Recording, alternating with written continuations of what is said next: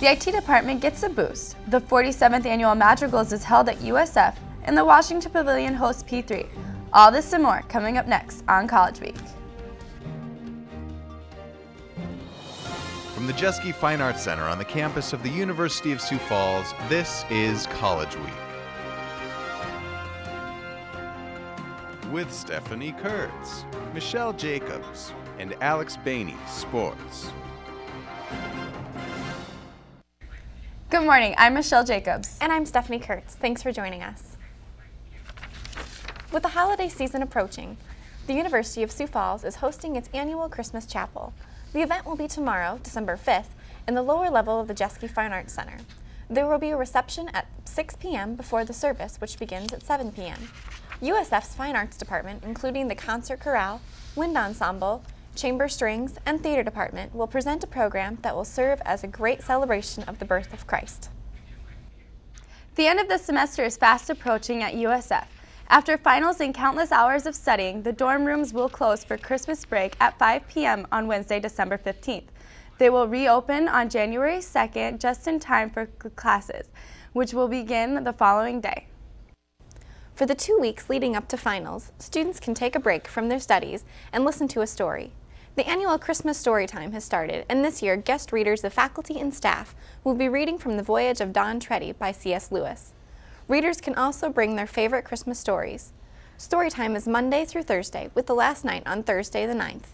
It starts at 9 p.m. and the location changes, so check your campus email. The USF Student Council and the IT department are teaming up to get the new wireless equipment installed. With more on the story, here's Robert Bartel. Every year, students take a survey so that USF can make improvements to the campus.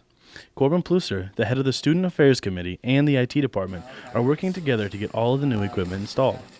Corbin tells us what one of the biggest concerns that students have is. When we first looked into possible dorm improvements for the committee, one of the biggest concerns was wireless routers for students and improving the wireless access throughout the dorms.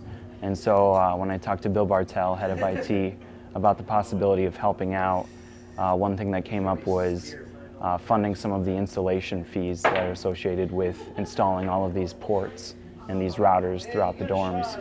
So that's been our main role as Senate, is financially supporting IT to speed this process and to get the routers installed. Matthew Ulmer, a junior at USF, says that he is excited for the new wireless access points and can't wait to have wireless freedom on campus. Oh man, the wireless is going to be great in the dorm rooms. I'll be able to go in the ends of the halls, I'll be able to go all the way downstairs in the basement and just, hook up through the wireless, It's not about going through the wire anymore. For College Week, I'm Robert Bartel. As the Christmas season approaches, USF celebrates the season with a long-standing tradition. College Week's Alex Bainey has more. The Madrigal dinners at USF have been performed by students every year during the Christmas season since 1964. The performance mixed acting and singing together to capture the spirit of Christmas with the magic of the Renaissance. Austin Nichols, a senior at USF, has been a part of Madrigal's dinner for the last 3 years. From a performer's side, Nichols says he experiences the same awe from the event that the audience does. When the dinners hit themselves, it's really just a magical time. It really is. It's a very, very neat thing that happens during the dinner themselves, and it's just a really neat thing to see and to experience, even from our perspective, as the performers. It's a great time and a wonderful, wonderful experience. Preparations for the Madrigals start at the beginning of the school year. Sophomore Caitlin Peterson says she has enjoyed the process even though it requires a lot of work. It was really weird starting Christmas music in September because I went to Madrigal dinners last year and it didn't occur to me that everybody had to start singing Christmas music back when it was still summer. I really enjoy just being with everybody because we get to practice 3 times a week and we get to wear fun costumes and we get to have a lot of good laughs together. Along with the performance itself, Nichols says he enjoys the time spent with his classmates and studying the Christmas melodies. I love just working with the people. The people are really awesome. We get together and we have a great bonding time, obviously, because we're working so hard on the music and everything. And I would say the music too, because all the pieces we sing have such deep meaning. And as a Christian, it's just very, very wonderful music to hear. So. For College Week, I'm Alex Bainey. There will be one last magical performance tonight at 7 p.m. To reserve your tickets, call 331-6580. Coming up next, we take a look at the 3rd annual Painters, Poets, and Pavilion.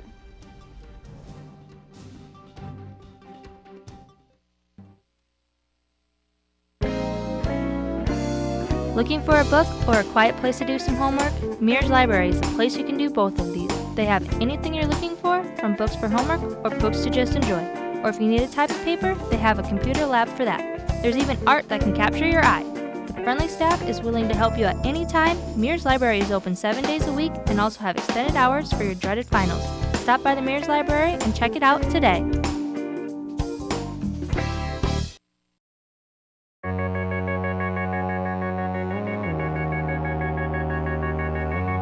Academic excellence, inspired talent, Christian values, athletic champions. This is the University of Sioux Falls. Proud to be with you the whole way.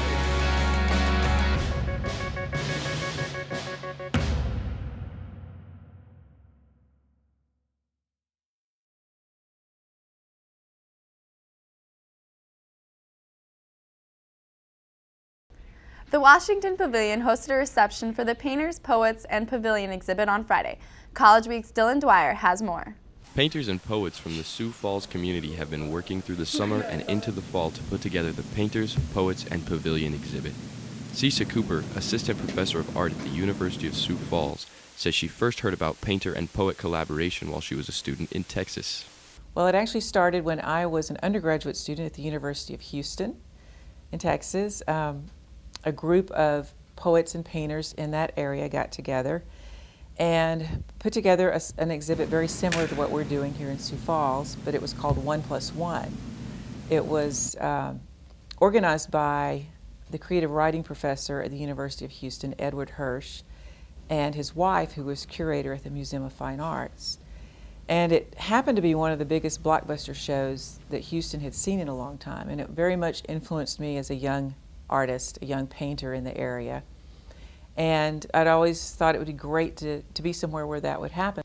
Cooper says she approached Dr. Cole about displaying local painters and poets for the Sioux Falls community. 3 years ago, when I found out that Dr. Cole was writing poetry, I approached him to see if he would be interested in doing some collaboration with me as a painter. So we began collaborating with art and poetry and decided that it was a wonderful opportunity to present to the community. So we took it to the Washington Pavilion and said, hey, what do you think about teaming together local poets and painters for an exhibit? And they thought it was a great idea. All portraits and poems will be on display in the Visual Arts Center of the Washington Pavilion until February 13th. For College Week, I'm Dylan Dwyer. The end of the semester is quickly approaching. Reporter William Markson takes a look into how some students are preparing for finals. Oh man, I'm so nervous for finals. I'm nervous for lots of reasons because I've never gone through it yet and it'll be my first time and I'm just hoping to do my best. With 1 week left until finals, some students are concerned about their upcoming test. Senior Allie Clevenger gives advice to those who have never taken a college final before. I would advise freshmen to start soon. Don't wait till the last minute or else you're going to be stressed out, and that's not a good thing. Senior Alex Zook says don't procrastinate on the final projects and papers. For finals, I usually try to start studying before the end of the week, try to do it about a week in advance if possible, because with all the extra assignments and projects being due right at the end, it is really too much to try to handle in one night. Don't wait till the last night to start to study and try to do your projects, because I've done that before. It does not work very well, and you won't get the grades that you want. Several students explain their study methods for these finals. Probably by myself and look over notes, and I'm a better studier by myself than with other people because I get easily distracted. It differs. I look through my notes. If I have to do problems, I try to do the problems. I read up on some of the topics we talk about. Group studying is definitely a good thing when you have to take a test, because while a lot of information is covered in class, there's also a lot that you cover outside of class, reading your books and everything. And it's good to make sure that you know all of it, and working in groups helps to figure that out between each other. I'm going to study for a couple hours for each class. To see a complete schedule, log on to my.usf from the University of Sioux Falls website. You'll also find a tutoring schedule there under the ASC Services tab. You should be good. For College Week, I'm William Markson. USF students may be wondering what to do this winter about snow removal. Cameron Keys investigates. Winter has finally arrived and the snow is flying. Now that the city has started plowing streets, students may be wondering how USF will handle the parking situation. Director of Campus Security, Kevin Grebin, says that the university has several methods of alerting students about snow removal. And so that we would, through email and our text messaging service, we would hopefully give everyone a heads up notice far along to say that this parking lot, Patterson per se, is going to be, needs to be emptied and will be snow cleaned tomorrow. USF senior Carrie Kingsbury says she hopes the new notification systems will help alert students of snow removal procedures. Yes, I think that will be very helpful, because then they can get people out of the parking lot and clear the parking lot, and they can do it quicker because people check their text messages and their emails. So just sounds like it's going to be a quicker, more effective strategy for snow removal. In addition to the university alert system, Grebin says students and faculty can also sign up for email alerts from the city. That you can sign up through siouxfalls.org on your email to get a snow alert message from the city. And they'll send one to me, I'll forward it to everyone, but certainly staff and students can sign up themselves to receive text or email messages from the city when they're going to start plowing. For College Week, I'm Cameron Keys. Coming up after the break, reporter Beth Salisbury sits down with Rock Garden Tour's flowerman Ted Herron. Don't go away.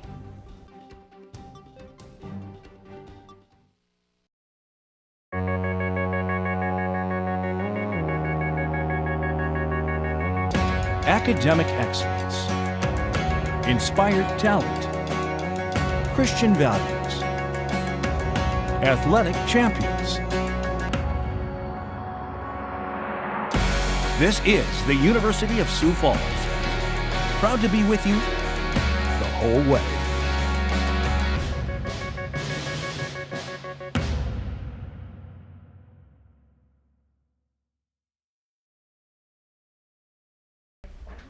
Good morning and welcome to another edition of Crosstalk. I'm your host, Beth Salisbury. Today I have the pleasure of sitting down with host and producer of Rock Garden Tour, Ted Herron. Ted, thanks for being here today. Thanks for having me. So you're the host and producer of Rock Garden Tour. For those of our viewers who don't know, what is Rock Garden Tour? It's rural America's original rock and roll gardening show. And probably sounds like an odd combination of things. Well, it is an odd combination of things, gardening and rock and roll, but I think that's what makes it a compelling topic for a radio show. It's better than having a boring combination of things. You know, it's sort of unexpected. And how did Rock Garden Tour come about? You know, in a very genuine way, actually. It's not something that I had incubating and I was trying to come up with the strangest thing to put on the radio. It was really just a very authentic concept. I grew up on a farm, so, you know, gardening and horticulture and agriculture were just sort of normal things that I was around all the time.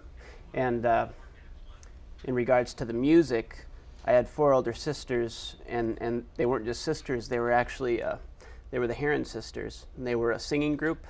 So they went around, you know, Middle America and performed at pork producers conventions and the Minnesota State Fair.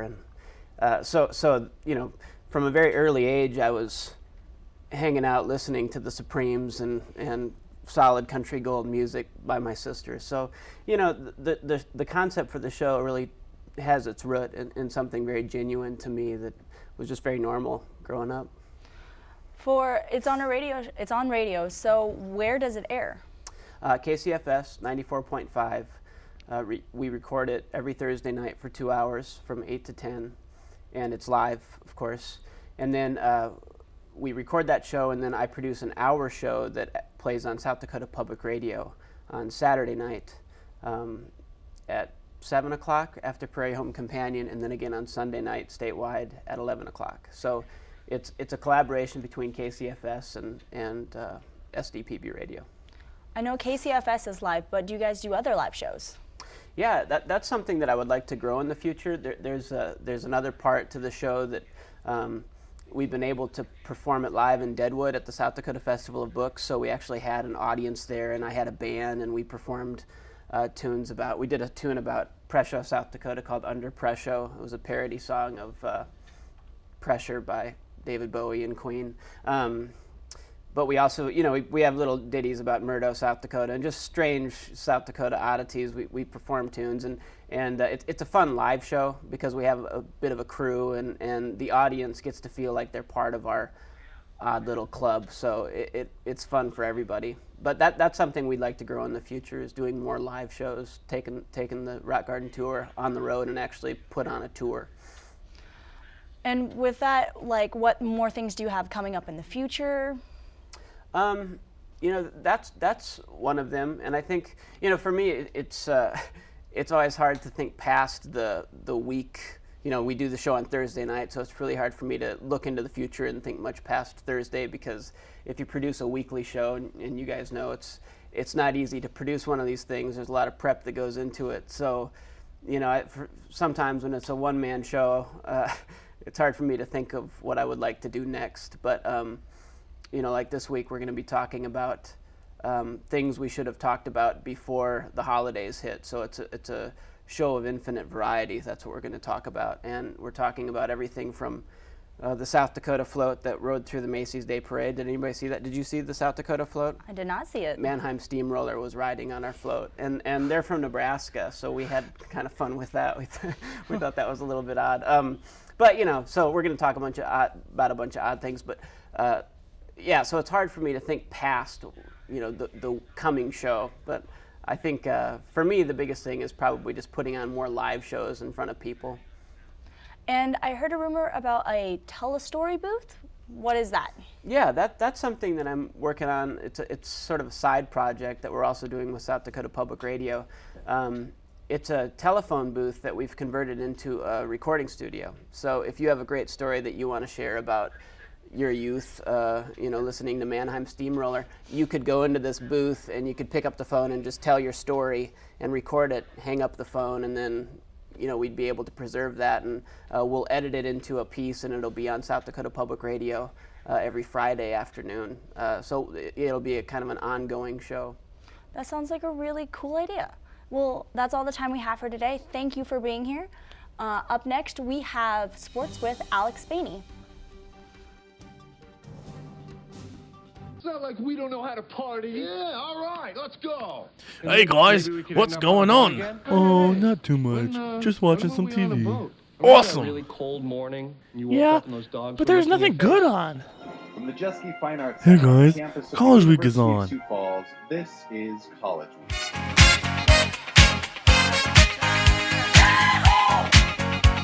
This is your celebration.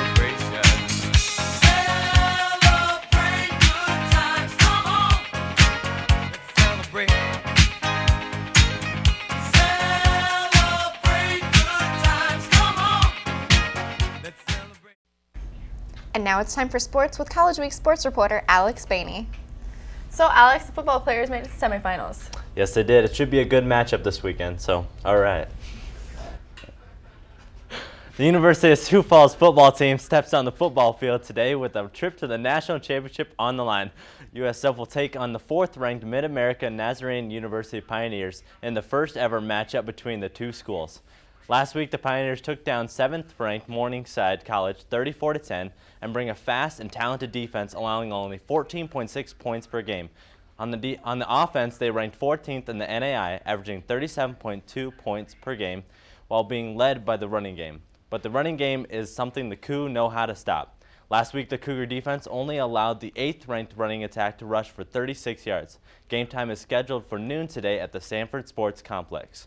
The winner of the game will take on either 2nd-ranked Carroll College or 3rd-ranked St. Xavier in the national championship game. Also in action on Saturday are the men's and women's basketball teams. On the women's side, the Cougars jumped up 8 spots to be ranked 8th in the NAIA thanks to their 8-1 record. Last week, they took down Briarcliff by 29 points, Crown College by 35, and Valley City by 27 to end a dominant week of basketball. On the men's side, the Cougars dropped 9 spots to be ranked 17th in the latest polls. The Cougars are 4-4 on the year, with 2 of those losses coming at the hand of 2 top 10 ranked teams. USF is coming off a UW Stout Turkey Trot tournament victory. Today, both teams will take on Midland University with game times at 4 and 6 at the Stewart Center. And now I'll turn it over to self-appointed fantasy football experts Sarah Bettinger and Brett Geese, who will take a look at some surprise fantasy football performers for this year. Welcome to the final installment of the USF College Week Fantasy Football Moment. I'm Brett Geese. And I'm Sarah Bettinger, and today we're here to tell you about some of our biggest surprises of the 2010 NFL season. So far, we've had some good and some bad. Brett, tell us a little bit about Peyton Hillis this year. Peyton Hillis to me has been quite a surprise because, at the beginning of the year, he wasn't a starter. He was just that guy hoping to get a couple carries, maybe hoping there's an injury so he can get playing time. And that's kind of what happened, and he has been great ever since that. I think he has over 900 yards and like 10 touchdowns already. So he's been a surprise for the good this year. On the other hand, I know all you Vikings fans will agree with me, Brett Favre has been a giant letdown this year. But let's be honest, Brett Favre hasn't been what he was last year. Last year he had like 33 touchdowns and 10 interceptions.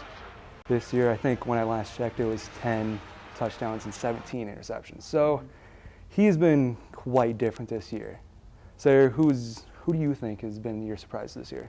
Well, like Hillis, there was a guy that I know of who plays for my favorite team, obviously, named Brandon Lloyd, who was just looking for an opportunity. And this year, all he's done is lead the NFL in yards with 1,120, 9 touchdown catches, and he's just been a playmaker for the Broncos. He's done everything they've asked him to do. He's been all over the field. He's been making plays on the deep ball. He's averaging about 20 yards per catch right now. So he's been a huge surprise. He's number 2 right now among all receivers in fantasy football points.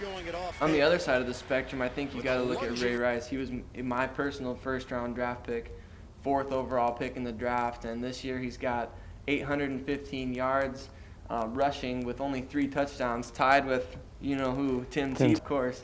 Tied with Tim Tebow for rushing touchdowns, and he's getting good yardage.